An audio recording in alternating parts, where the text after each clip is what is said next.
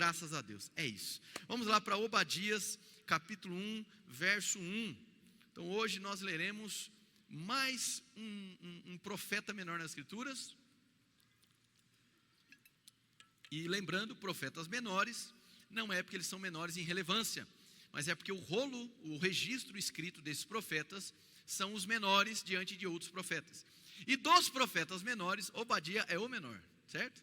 Então Obadias é um capítulo único nas Escrituras, são 21 versículos, e eu gostaria já que você ficasse de pé. Nós aqui realizamos a primeira leitura em pé, em forma de reverência à palavra do Senhor. Nós leremos aqui Obadias capítulo 1, do verso 1 ao 21. Se você trouxe a sua Bíblia, por favor, pegue ela. Se você não trouxe, nós teremos ali no telão. Pastor, onde fica Obadias? Está fácil, irmãos, depois de Amós, amém? Vamos lá, Obadias capítulo 1, verso 1.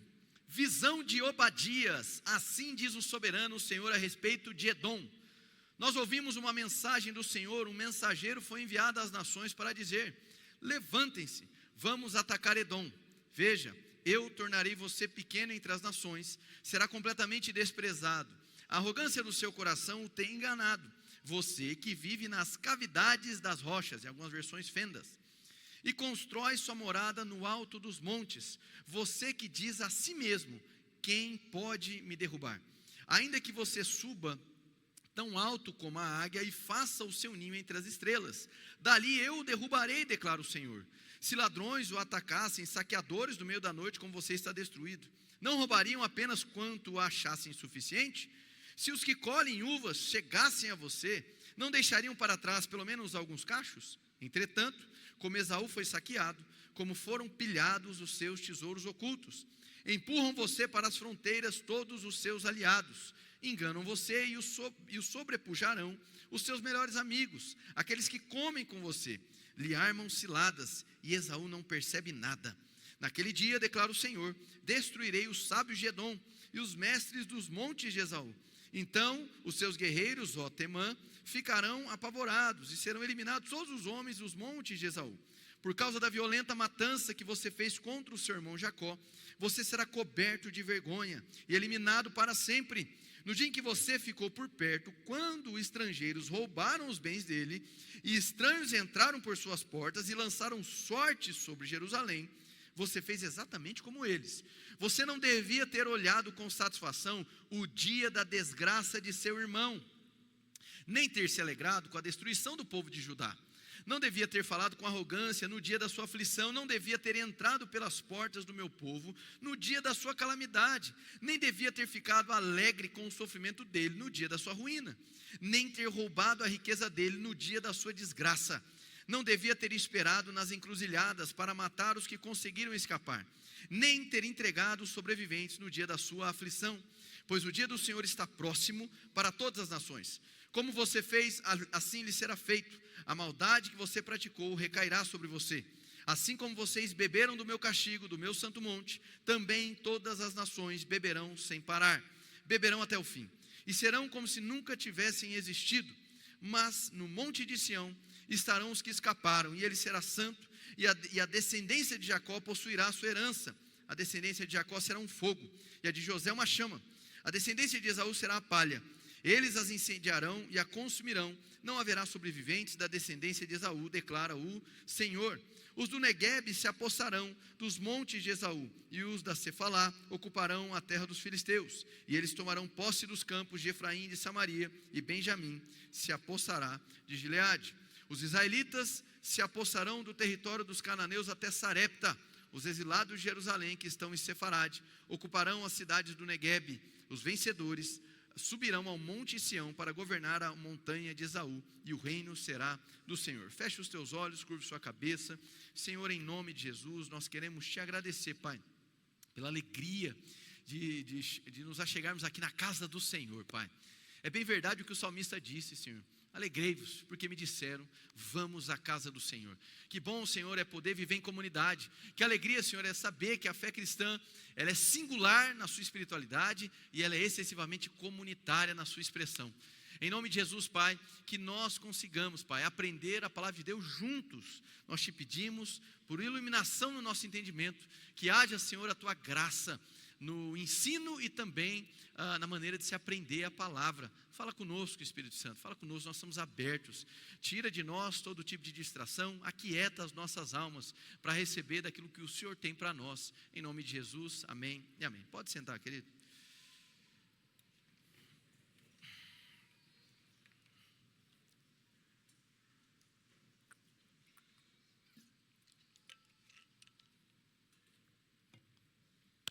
Amém. Bom, nós acabamos de ler aqui o capítulo 1 de Obadias, e talvez você já tenha tido contato com esse texto, e talvez não tenha assimilado muita coisa, né? Talvez não tenha compreendido muita coisa em relação a Obadias. O que se parece é que há um julgamento de Deus em direção a uma determinada nação, cujo nome aqui está bem descrito, é a nação de Edom, certo? Então, para que a gente possa realmente entender esse texto de Obadias, entender a advertência profética, o anúncio de julgamento, a gente vai precisar entender um pouquinho sobre a história por detrás dessa mensagem. Obadias, no seu nome, o significado de Obadias é servo do Senhor. Em algumas versões ou em algumas traduções você vai encontrar como Obadias o adorador do Senhor. Isso porque serviço, trabalho e adoração acabam por convergir na mesma palavra no hebraico, né? Essa ideia de trabalho e adoração, ela é presente nas escrituras desde Gênesis. Então Obadias significa o servo do Senhor, e ele, existem aí pelo menos outros 12 Obadias que são citados nas escrituras, mas não há uma concordância entre os estudiosos de que se trate do mesmo, em algum desses 12 se tratarem deste Obadias em questão. Fato é que esse Obadias é uma voz profética, ele é do povo de Deus, e diferentemente do que nós tratamos na semana passada no livro de Joel, onde havia um anúncio de julgamento para a nação de Israel, aqui o que nós temos é um anúncio de julgamento para um inimigo de Israel, a saber, mais uma vez, diga Edom. Muito bem, qual é o contexto histórico deste livro? Bom, o contexto histórico desse livro, ou seja, quando Obadias escreveu, profetizou, é por volta do ano 580 a.C., 580, 586, no período onde o povo de Israel havia sido destruído, capturado, colocado em cativeiro, e ali começam 3 ondas de cativeiro liderado pelos babilônios. Então o povo da Babilônia leva o povo de Israel cativo, e isso acontece por 3 levas, certo? E durante esse processo, Edom, que é inimigo de Israel, no texto aqui, o inimigo de Israel, diante da desgraça de Israel, Edom tem um comportamento terrível. Edom ri da desgraça de Israel, Edom coopera para que os inimigos de Israel prevalecessem. Edom não tinha nada a ver com aquele conflito, mas ele se aproveita da desgraça alheia, certo? E isso deixa o Senhor profundamente irado, ao ponto de derramar um juízo, derramar a sua ira sobre os edomitas. Então esse é o contexto, o povo de Judá sendo levado, as tribos da região sul sendo levados em cativeiro pelos babilônios, e nesse meio tempo, durante esse processo, os edomitas atuando de maneira completamente maldosa, apenas desejando que o mal se estabelecesse com maior intensidade sobre a nação de Israel. Então a profecia de Obadias é contra Edom. É possível perceber que o texto, capítulo único, ele tem 2 momentos, certo? Um momento que vai até o verso 14, onde há uma palavra diretamente contra Edom. O verso 15 é uma espécie de texto de conexão, porque é onde ele anuncia o dia do Senhor. Como eu disse já na mensagem passada, mas faço questão de ratificar para quem não estava aqui, o dia do Senhor nas escrituras, ele geralmente está vinculado a uma ira de Deus derramada sobre uma nação em acúmulo de pecado. E também o dia do Senhor, ele é um anúncio do grande dia, ou seja, quando Jesus Cristo voltará, como nós cantamos hoje, amém? E julgará todas as nações, de tal maneira que é comum perceber nos profetas menores essa utilização de situações onde Deus derramou julgamento sobre nações que estavam em acúmulo de pecado. Os profetas menores utilizam essas situações de calamidade como um anúncio, uma tipificação do que haveria de acontecer, ou que vai acontecer no grande juízo final. Se você entendeu até aqui, diga amém. Então nós vamos perceber mais uma vez, dentro desse conteúdo profético, o anúncio do dia do Senhor. E então, do versículo 16 em diante, você vai perceber que o tom da mensagem profética muda. E o tom da mensagem profética, do versículo 16 ao 21, é um tom de restauração. É um tom onde um reino haveria de ser estabelecido, e esse novo reino duraria para sempre, onde haveria ali uma herança para o povo de Deus. Então, basicamente, essa é a estrutura de texto. Como eu disse, irmãos, é importante compreender os bastidores que motivaram o profeta Obadias a trazer esse conteúdo profético. Então, você não precisa abrir lá, mas apenas toma nota. Quando nós olhamos na história da descendência de Abraão, nós vamos nos deparar com o seu filho Isaque. Isaque, ele então, debaixo da promessa, ele encontra Rebeca. Eu estou pulando a história, mas ele tem um encontro com Rebeca, e então eles têm 2 filhos, né, uma gestação gemelar. E esses 2 filhos, conhecidos aí como Jacó e Esaú, repete comigo, Jacó e Esaú. Muito bem, então é possível perceber lá em Gênesis 27, que havia um conflito desses irmãos desde o ventre, nação contra nação. Então a própria gestação gemelar dos irmãos Isaque e Esaú, filhos, Jacó e Esaú, filhos de Isaque, filho de Abraão, já anunciava, né, ou seja, antecipava que a experiência de fraternidade desses 2 irmãos não seria fácil. Pois bem, o que acontece é que no ato do nascimento dessa gestação gemelar, o texto diz para nós que Jacó é traiçoeiro, né, e segura o pé de Esaú, para que então ele pudesse ali ter o direito, ou tentando competir. Isso é uma narrativa, são destacamentos das escrituras que ajudam a compreender o todo. Fato é então que a criação desses meninos, segundo as escrituras, não é bem vista, ou ela não é um bom testemunho.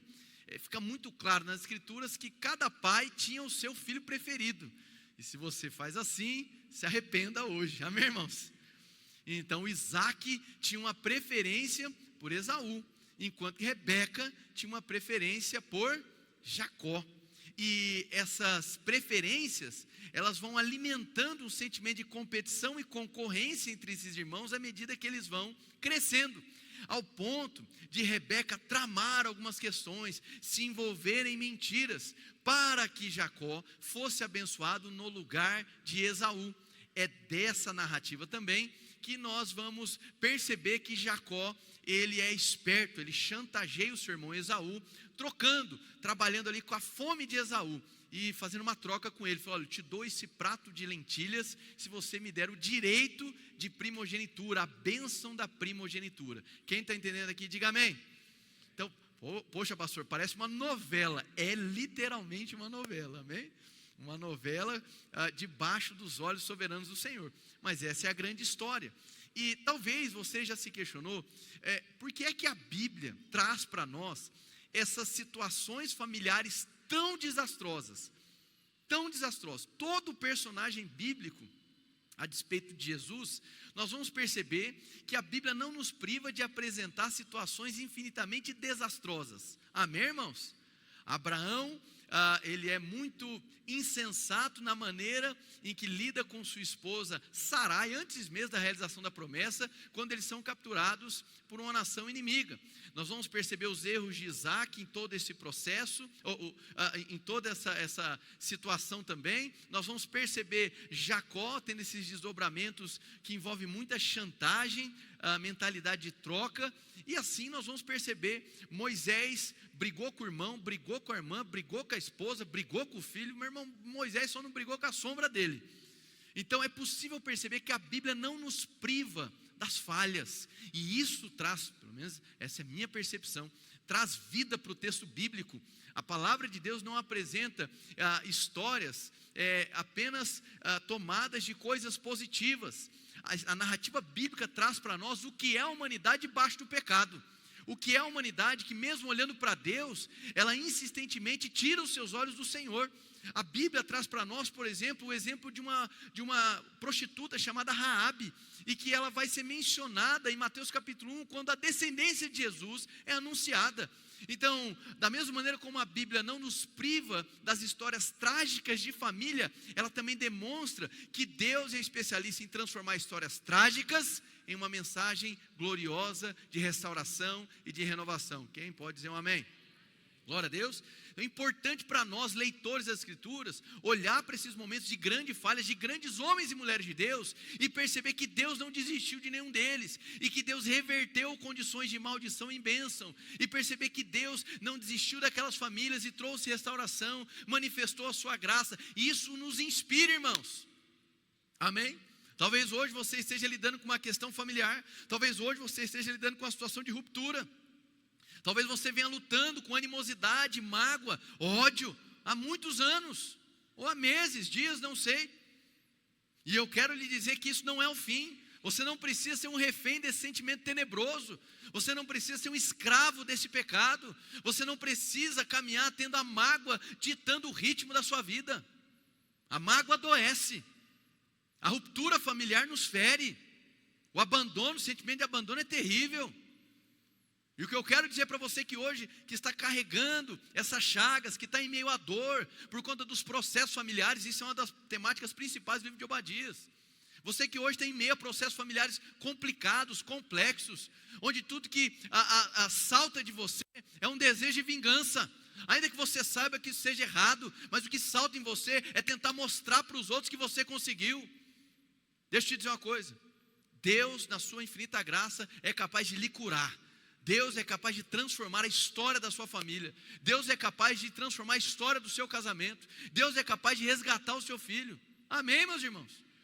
Há poder de Deus, há poder nas Escrituras, há poder na ação do Espírito Santo, para que o que foi um dia abandono se torne aproximação. Quem crê aqui, irmão? Esse é o Deus que nós servimos. Amém? E dentro desse contexto familiar, as duas grandes narrativas dentro de Obadias, que fazem com que o julgamento seja direcionado a Edom, é justamente isso. Essa quebra da fraternidade entre irmãos e a grande arrogância de Edom. Tá, mas o que tem a ver Edom e Esaú? O texto bíblico vai demonstrar para nós, Gênesis 27, depois vai ver 28, 29 em sequência, que Esaú então realmente perde a bênção da primogenitura. Ele que deveria receber a bênção, deixa de receber a bênção. É evidente que em um determinado momento ele faz a troca da primogenitura por um prato de lentilhas. Ele se move pela necessidade momentânea. Isso é uma advertência para nós. Mas também é verdade que a sua mãe trama contra ele mesmo, para que o filho preferido da mamãe fosse abençoado no lugar do irmão mais velho.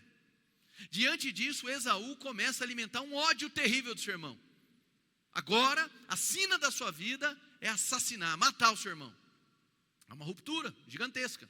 Esaú então vai ocupar terras distantes de seus pais, e ocupando esse local, na região sul-oriental em relação a Judá ou Israel, do outro lado do Mar Morto, numa região desértica, ali se estabelece a nação de Edom. Então repete comigo, Edom.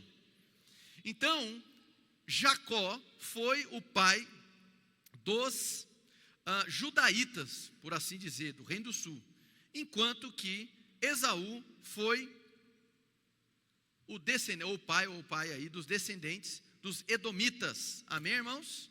Então nós temos duas descendências, a Israel, o povo de Judá, partindo ali de Jacó, amém? E nós temos uma outra descendência, dos edomitas, que são descendentes de Esaú. Se você entendeu até aqui, diga amém. Então, dois irmãos, há uma ruptura, um irmão se desenvolve debaixo da bênção e da promessa bíblica do desenvolvimento de um grande povo, que é a nação de Israel. Então, nós temos ali a figura de Jacó, que vem a ser renomeado Israel, e você tem Esaú, que agora ocupa uma nova região, uma região desértica, montanhosa, carregada de rochas. Até eu quero pedir para quem estiver na projeção, se possível, procurar uma imagem da cidade de Petra, na Jordânia, que é justamente o terreno onde era ocupado a nação de Edom. Pode procurar qualquer imagem, você vai perceber assim uns edifícios em forma de pedra, esculturas em pedra, em regiões montanhosas. E isso é importante. Lembra que em Joel, Joel utiliza a praga dos gafanhotos como uma tipificação de juízo vindouro. Aqui, o profeta Obadias vai olhar para a disposição geográfica, para o privilégio geográfico da nação de Edom, para poder falar sobre o orgulho e a arrogância de Edom. Amém, irmãos? Então é importante, por isso que ele vai falar sobre subir no monte, sobre tocar as estrelas do céu. Isso tudo está envolvendo a questão geográfica de onde se situava Edom. E aí, irmãos, existem mais de 100 citações nas escrituras sobre os edomitas, sobre Edom, um povo que na virada para o Novo Testamento, eles já passam a ser conhecidos, ali já estavam apenas remanescentes, apenas, vamos dizer, fragmentos daquela descendência, porque foram julgados, que aí vão ser conhecidos como os idumeus, que aí já é uma descendência já mais misturada, da qual um grande personagem faz parte, que eu vou falar isso mais para frente. Então esse é o cenário. Nós temos aí duas nações inimigas. Eu gostaria que você abrisse sua Bíblia em Números capítulo 20, verso 14, apenas para exemplificar. Números, bom, aqui ó, então antes de você ler, olha aqui essa cena. Isso aqui é o padrão de como era a cidade de Petra, ou Pela, nas escrituras, que era onde os edomitas residiam. Então eles tinham um privilégio geográfico, montanhoso, rochoso, e vamos dizer assim, a nível topográfico, eles olhavam, não por proximidade, tá? Linguagem figurada, Israel de cima para baixo. Então a geografia de onde localizava esse povo vai ensinar para nós sobre um coração arrogante e orgulhoso. Amém? Joia. Pode deixar a imagem aí que está bonito. Números capítulo 20. É que agora você tem que colocar o texto bíblico, né? Então coloca o texto bíblico, depois a gente volta para lá. Estou atrapalhando o trabalho do irmão. Números capítulo 20, verso 14. Pode colocar para a gente? De Cádiz, Moisés enviou mensageiros ao rei de Edom, dizendo: assim diz o teu irmão Israel, tu sabes de todas as dificuldades que vieram sobre nós. Pausa aí. Olha só, assim diz o teu irmão Israel. Percebe? Então, quando os profetas atuam nas escrituras, eles fazem questão de lembrar e mencionar que Israel e Edom eram irmãos. Aquela ruptura, todo o ódio alimentado por Edom contra Israel, não desvinculou a aliança fraterna que irmão tem com irmão. E os profetas fazem questão de mencionar isso. Tu sabes de todas as dificuldades que vieram sobre nós. Próximo. Os nossos antepassados desceram para o Egito e ali vivemos durante muitos anos. Os egípcios, porém, nos maltrataram, a nós e aos nossos antepassados. Mas quando clamamos ao Senhor, Ele ouviu o nosso clamor, enviou um anjo e nos tirou do Egito. Agora estamos em Cádiz, cidade na fronteira do teu território. Deixa-nos atravessar a tua terra, não passaremos por nenhuma plantação, nem vinha, nem beberemos água de poço algum. Passaremos pela estrada do rei e não nos desviaremos nem para a direita nem para a esquerda, até que tenhamos atravessado o teu território. Edom, porém, respondeu: vocês não poderão passar por nós, caso contrário, nós os atacaremos com a espada. Os israelitas disseram: iremos pela estrada principal. Se nós e os nossos rebanhos bebermos da tua água, pagaremos por ela. Queremos apenas atravessar a pé, nada mais. Edom insistiu: vocês não poderão atravessar. Então Edom os atacou com um exército grande e poderoso. 21. Visto que Edom se recusou a deixá-los atravessar o seu território, Israel desviou-se dele. Então, isso aqui é só para vocês entenderem uma fotografia de como era o ódio dos edomitas em relação aos israelitas. Talvez vocês perguntem, mas nunca houve uma aproximação? Houve.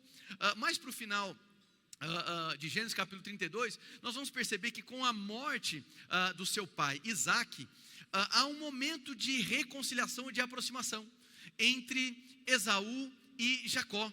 E há de fato uma reconciliação momentânea, mas aquele sentimento de ódio, ele se propagou de descendência com toda a sua descendência. Eu quero que você preste muita atenção nisso. Aquilo que poderia ser uma pequena mentira de Rebeca, aquilo que poderia ser apenas uma pequena ação ardilosa de um menino contra o outro, se tornou num ódio entre nações, se tornou numa das maiores inimizades dentro da narrativa bíblica. Isso nos ensina o que, irmãos? Que pequenos conflitos não tratados dentro de nossa família podem se tornar uma grande tempestade. Situações que talvez estão sendo proteladas, que não há confronto, que não há correção, que não há exposição, onde se permite que aquele sentimento de mágoa, de rancor, fique ali crescendo, se desenvolvendo. Coisas pequenas têm o potencial de causar grandes destruições. Quem está entendendo, diga amém. Talvez hoje você cultive algo contra alguém na sua família, seja seu irmão, seja seu pai, seu marido, sua esposa. E talvez você considere aquilo pequeno demais. Talvez você pense que aquilo não tem muito valor. Bom, a narrativa bíblica nos demonstra, olhando para a história de Jacó e Esaú, que pequenas circunstâncias, maltratadas, elas têm sim, eu não estou dizendo que sempre vai virar uma grande tempestade, mas elas têm sim um grande potencial de gerar um sentimento de ódio, de gerar um sentimento de animosidade. Talvez hoje você esteja lidando com conflitos familiares que você olha e você não consegue nem lembrar como é que isso começou. Um distanciamento, uma palavra, uma ofensa. Não é assim, irmãos? Uma ação do passado, algo mal esclarecido, algo não explicado, e aquele sentimento foi ganhando forma. É importante que nessa sua espiritualidade cristã, você se permita ser examinado pelo Espírito Santo, dizendo: Senhor, sonda o meu coração, sonda, porque se houver algo dentro de mim, em oposição a um irmão meu, a um familiar, colocando a ênfase aqui na família, a um irmão de sangue, a um pai, uma mãe, se há dentro da minha família algum tipo de questão não resolvida, me ajuda, me ilumina, me dê forças para olhar diante desse outro irmão, desse meu familiar. O mal prevalece, irmãos, quando questões não são tratadas. O mal toma conta, o mal é como um império invasor. Ele vai ganhando território por território, até que chega um determinado momento onde a sua maneira de ver o mundo está contaminada pelo mal, onde qualquer ação você pensa que você é o alvo. É o veneno do ódio, é o veneno do desejo da vingança. Pequenas situações podem gerar grandes problemas. Aqui eu trouxe no livro de Números apenas uma citação, um exemplo de que aquele povo pedindo, ali é o momento da trajetória, eles estavam peregrinando para a terra prometida e custaria muito dar a volta por aquele território. Estavam saindo do Egito, então eles deveriam atravessar ali território edomita. Então Moisés chega, envia ali mensageiros solicitando: olha, eu gostaria de pedir que a gente apenas passasse, nós não vamos utilizar nada, nós não vamos obter recursos, nada, a gente só vai passar, de jeito nenhum. E foram atacados.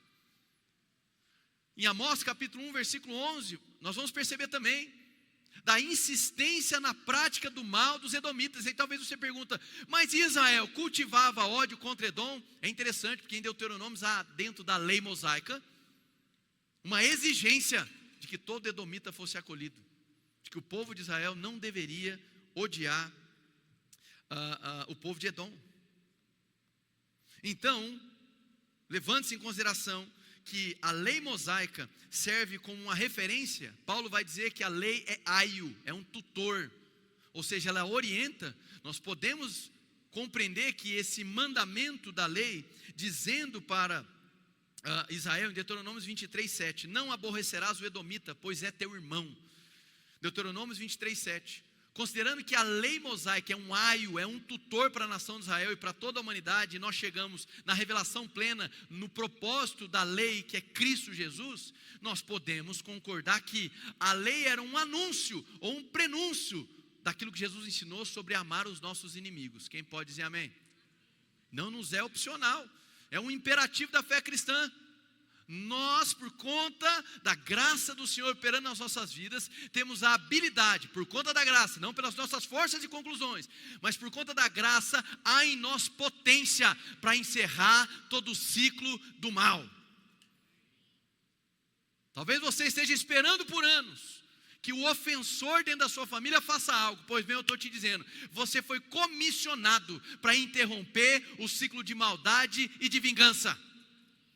E você não pauta essa atuação contra o ciclo do mal nos seus argumentos. Nós pautamos esse movimento de encerrar a animosidade, a maldade, por conta da graça do Senhor. Quantos aqui querem provar mais e mais da graça do Senhor? Quantos aqui querem se envolver cada vez mais com a graça do Senhor? É essa graça que te salva, é a graça que te capacita, te habilita a encerrar o ciclo da maldade, a encerrar o ciclo da vingança, a encerrar o ciclo da ofensa. Deuteronômio 23, 7 aponta para nós um vislumbre do amor aos nossos inimigos. Então era lei para Israel. Eles não deveriam odiar os seus irmãos, não aborrecer os seus irmãos. Você está aqui, irmão? Vamos lá. Volta agora para Obadias.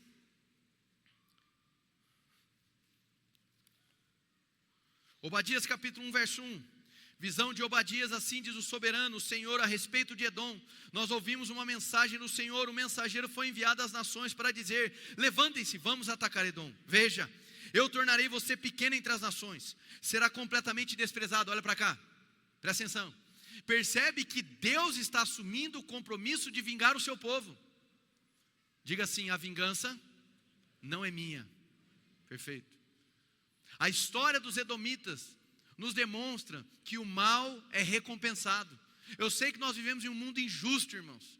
Nós testemunhamos injustiças e maldades todos os dias.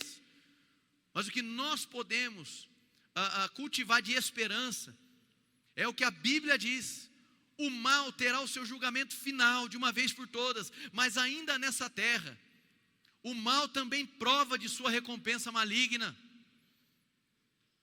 O arrogante, o orgulhoso, ele acaba por ficar sozinho.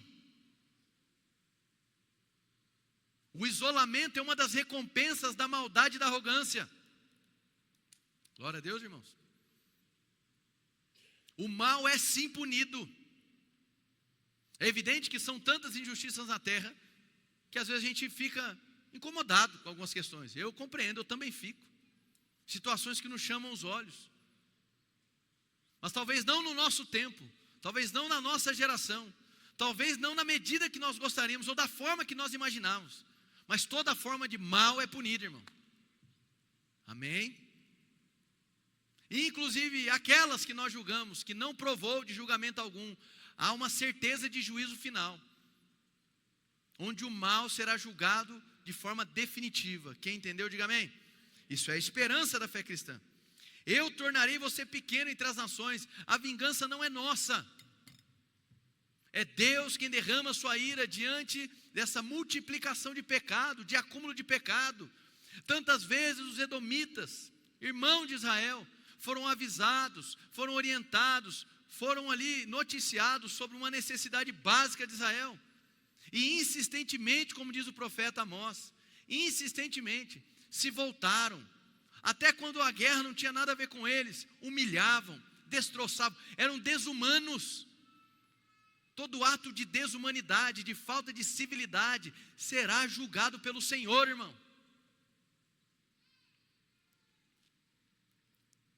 A arrogância do seu coração o tem enganado. Você que vive nas cavidades das rochas, coloca a imagem para nós, e constrói sua morada no alto dos montes, você que diz a si mesmo: quem pode me derrubar?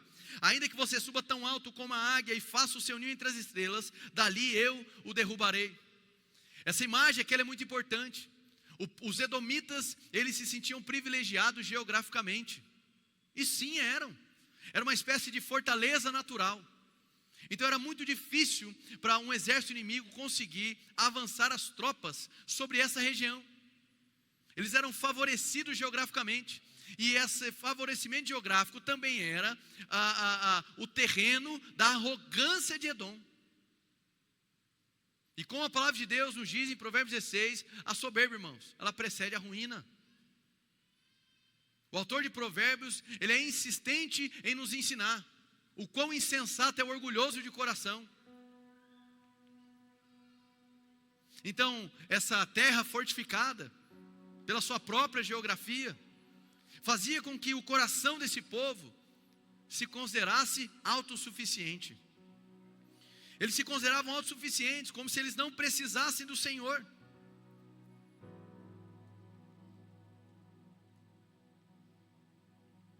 A arrogância de Edom começa a ser destrinchada nos próximos versos. Autossuficiência, a falta de interesse em aprender com os outros.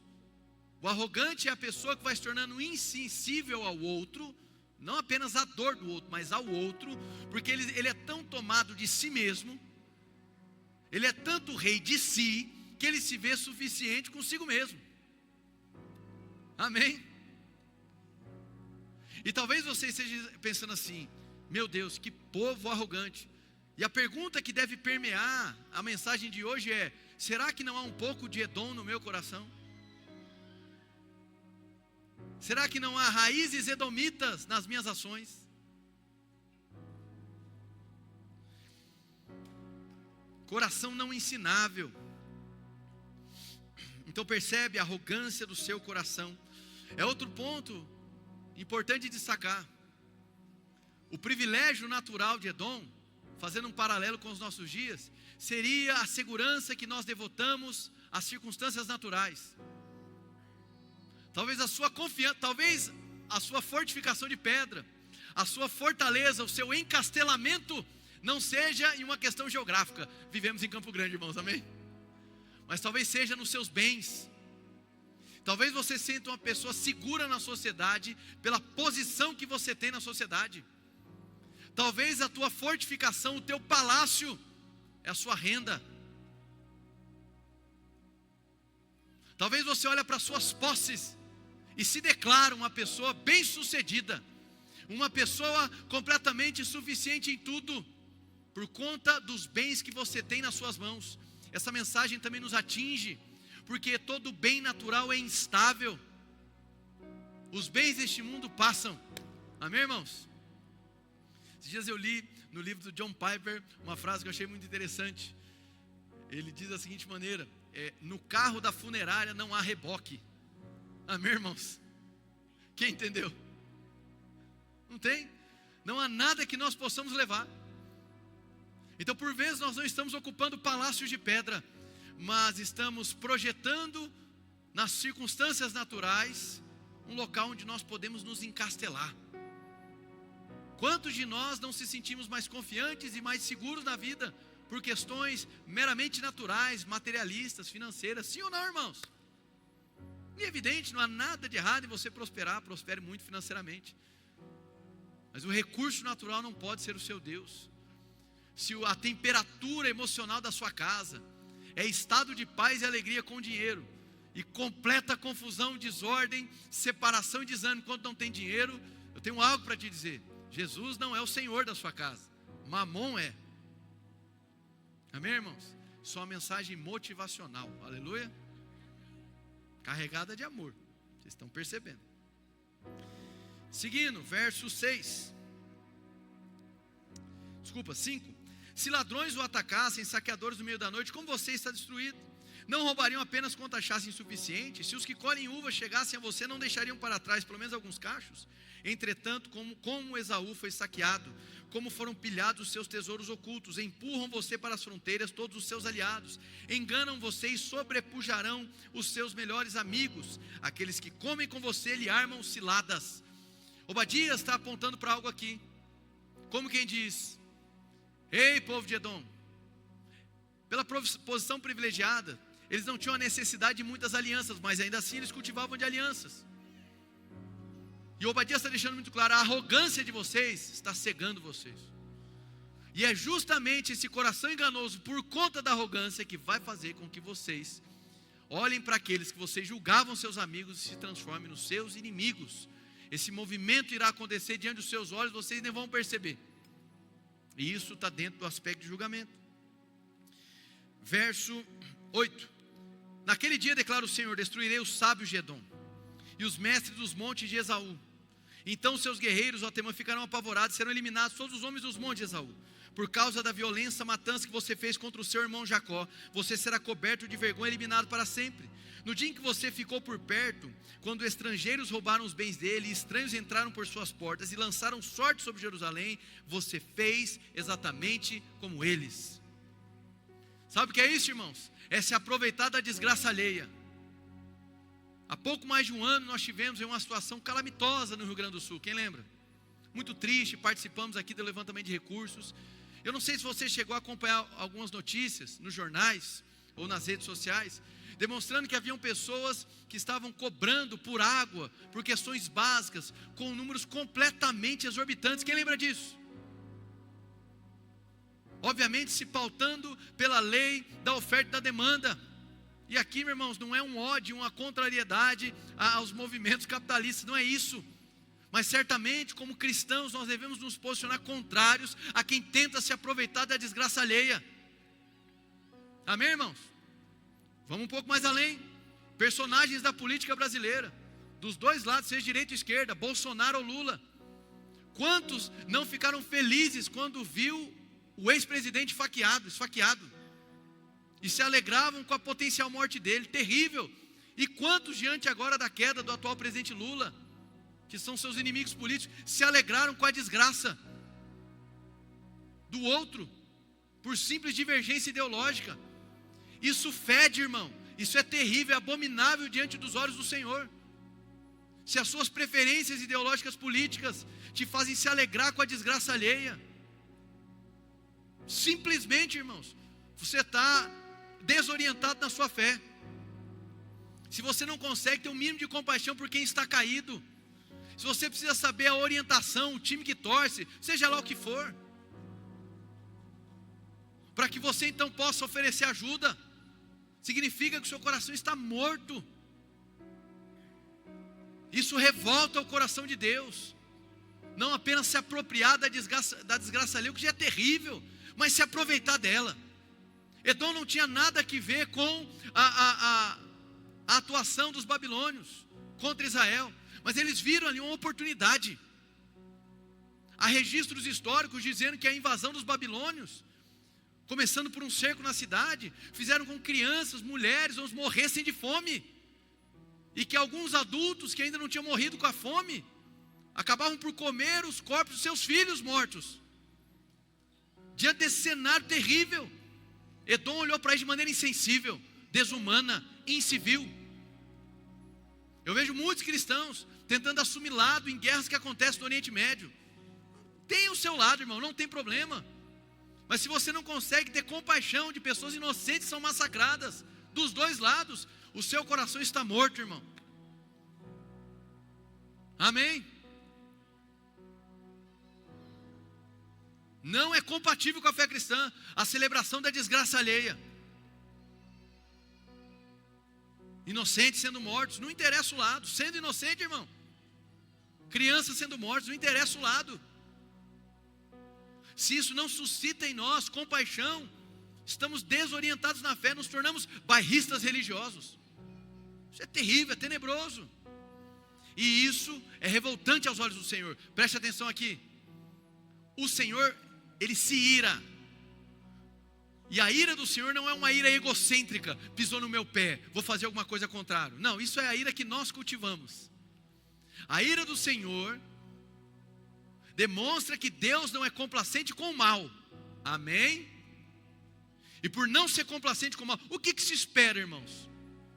Quando o mal deliberado acontece? Que os justos floresçam e apresentem a sua revolta. Salvo engano, é de Martin Luther King, aquela grande frase, que o que o assombra, o assusta, não é a perversidade dos maus, mas o silêncio ou a omissão dos bons. E por vezes aqueles que se julgam bons se calam, se há um benefício. Nós somos chamados, irmãos, para sermos referenciais de bondade nessa terra. Cadê o seu amém? Graças a Deus. Seguindo. Verso 11, no dia em que você ficou por perto, quando estrangeiros roubaram os bens dele, estranhos entraram por suas portas e lançaram sorte sobre Jerusalém, você fez exatamente como eles. Você não devia ter olhado com satisfação o dia da desgraça de seu irmão, nem ter se alegrado com a destruição do povo de Judá, não devia ter falado com arrogância no dia da sua aflição. Irmãos, eu sei que a mensagem ela tem um tom mais incisivo, mais duro, mas de todo o coração, é uma mensagem tomada de amor, irmãos, para que os nossos olhos se abram, para que nós venhamos a nos arrepender, amém? São as duas questões de denúncia profética aqui, a arrogância e a quebra da fraternidade entre irmãos. O que significa para nós? Que há algo a ser feito. Devemos nos arrepender da arrogância, do sentimento de vingança, de não se alegrar com o sucesso de pessoas, especialmente das pessoas próximas. Não é assim? Devemos expor os nossos corações. Isso é uma mensagem, irmãos, de restauração. Isso é uma mensagem de Deus trazendo fôlego para as nossas vidas. Amém? O amor restaura, nos limpa, purifica. Graças a Deus. Se há quebra de fraternidade, se há rupturas familiares, dê o passo hoje. Se você está esperando fazer um cálculo argumentativo, deixa eu te dizer uma coisa: se Cristo tivesse feito o cálculo argumentativo para nos amar, entregar a sua vida e perdoar, talvez essa cruz nunca existiria. Amém? Henrique, mas você não conhece o outro lado, né, da minha família. Se eu me aproximar, eles vão ver uma oportunidade de me massacrar mais. Então deixa que o Senhor se vingará. Amém? É duro dizer isso? É duro. Mas no que depender de nós, sejamos pacificadores. E ser pacificador, irmãos, com todo respeito à canção e à composição, não é cantar sabor de mel quando todo mundo vê que você deu certo. Glória a Deus. Não há espaço na fé cristã para o sentimento de vingança.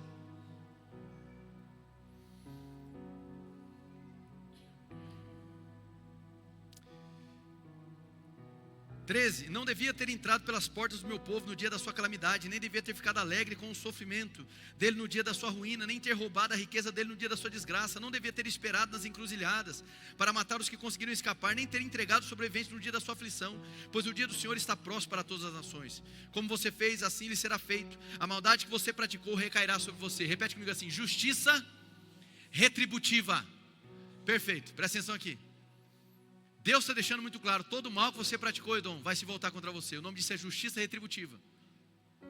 E isso acontece com grande frequência nas Escrituras. Mas isso não é um absoluto. Deus promove quebras na justiça retributiva. A principal delas eu já destaquei. A humanidade estava envolta em pecado. Se fosse recebermos a retribuição do nosso pecado, seria julgamento eterno. Mas Deus quebrou a lógica retributiva e enviou quem? Diga: Jesus Cristo.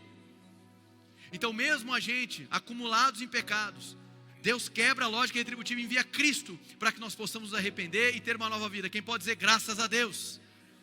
Mas o mal será julgado. Deus sempre, irmão, Deus é gracioso, longânimo. A ira dele é atraída, o julgamento dele é atraído ao acúmulo de pecado. Mas quando há arrependimento, a graça dele se sobrepõe ao juízo. Quem pode dizer graças a Deus mais uma vez? O que significa, irmãos? Que ainda há uma chance para a sua vida. Se você veio aqui nessa manhã ouvir essa mensagem, não é o fim, irmãos. Há uma chance ainda, há uma nova história para ser escrita. Talvez você hoje está rendido à separação. Talvez hoje você já está desanimado em relação a vícios que te controlaram. Talvez você se veja sozinho, desnorteado nessa vida. Não é o fim, irmão. Amém? Não é o fim. Deus é gracioso, muito gracioso, a palavra diz. E a graça dele supera, sobrepõe o juízo. Mas para aqueles que não se arrependem, irmãos, não há outro destino que não seja a recepção do juízo pelo acúmulo de pecado. Se você está entendendo, diga amém.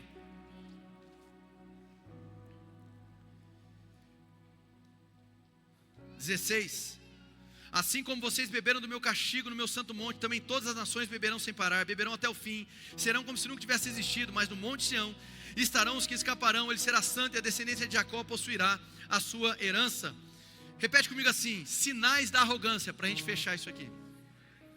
Diga: autossuficiência, coração não ensinável. Muito bem. Desprezo a pessoas inferiores. Muito bem. Não aceita críticas. Vai lá.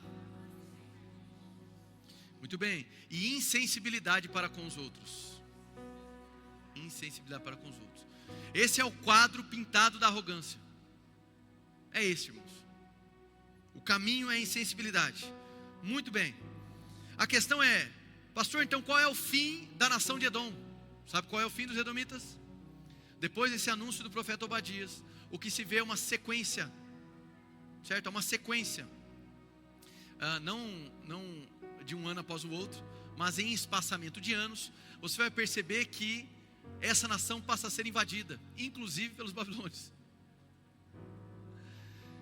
Em outros momentos invadida por árabes, até que os edomitas são completamente destruídos e espalhados. O que sobra, presta atenção, o que sobra dessa descendência É um povo que vem a ser conhecido como idumeus. Curiosamente, quem reinava no período de Jesus Cristo, reinava ali aquela fragmento do Império Romano, era o rei Herodes, que era um idumeu.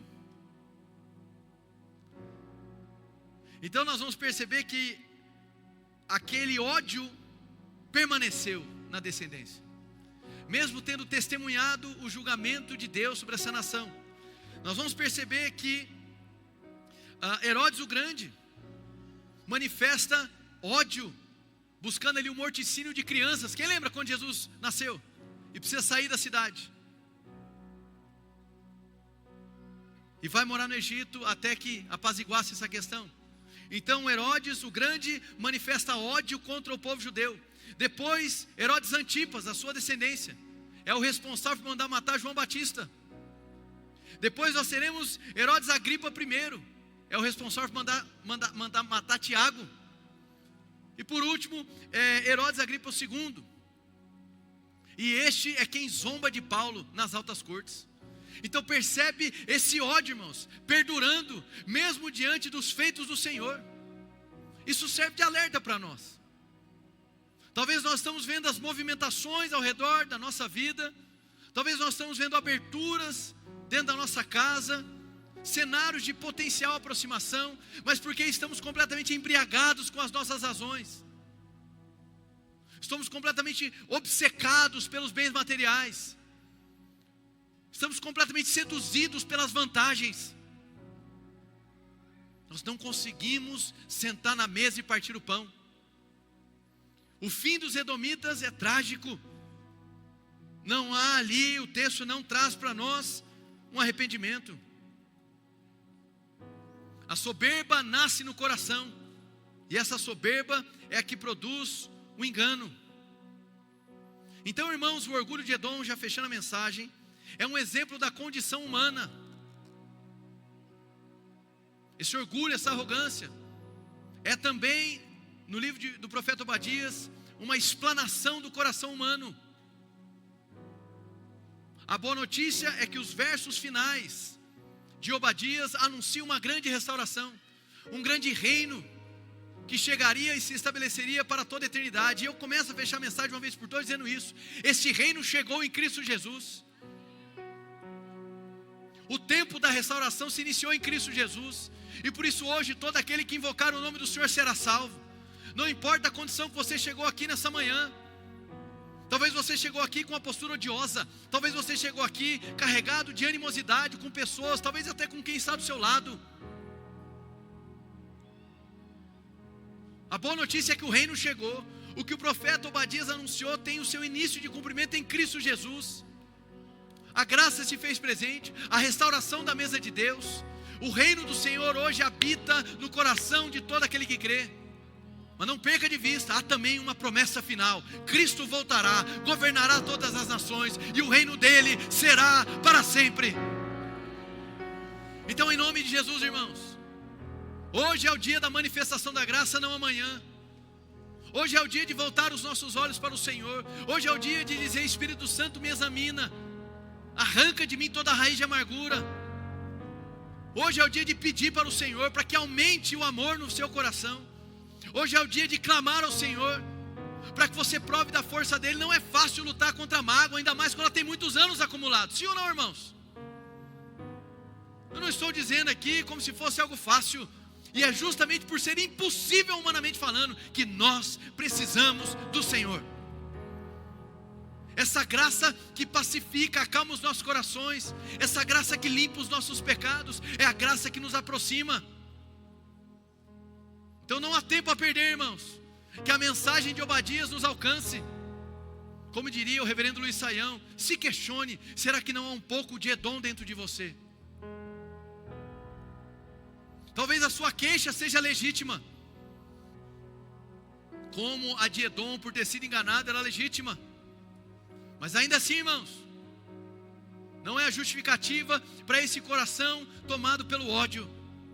A bem da verdade, aqueles que cultivam ódio estão provando de um veneno e morrendo aos poucos. Deus tem algo melhor para a sua vida, irmão. Deus tem uma vida para você. A vontade de Deus não é que você se sobreviva nesse mundo apenas buscando vingança, pagando o mal com o mal. Não, a vingança é do Senhor.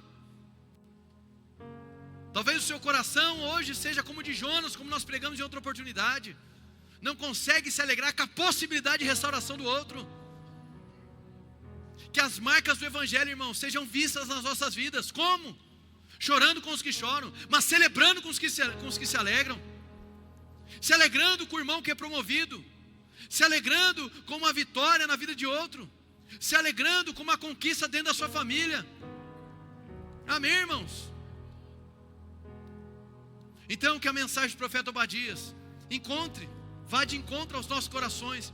Que hoje, irmãos, você decida assumir um papel como o que de Cristo na sua família. Você não é o Cristo, amém? Mas como o que de Cristo, sendo a ponte de restauração, a ponte de perdão, a ponte de reconciliação, amém? Que não haja de você sentimento de autossuficiência, insensibilidade, arrogância.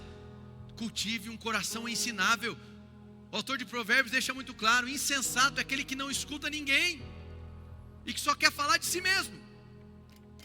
Então, em nome de Jesus, irmãos, que Cristo seja de fato aquele que governa as nossas vidas e não mais o ódio. Em nome de Jesus. Quando pode dar um amém bem forte aí?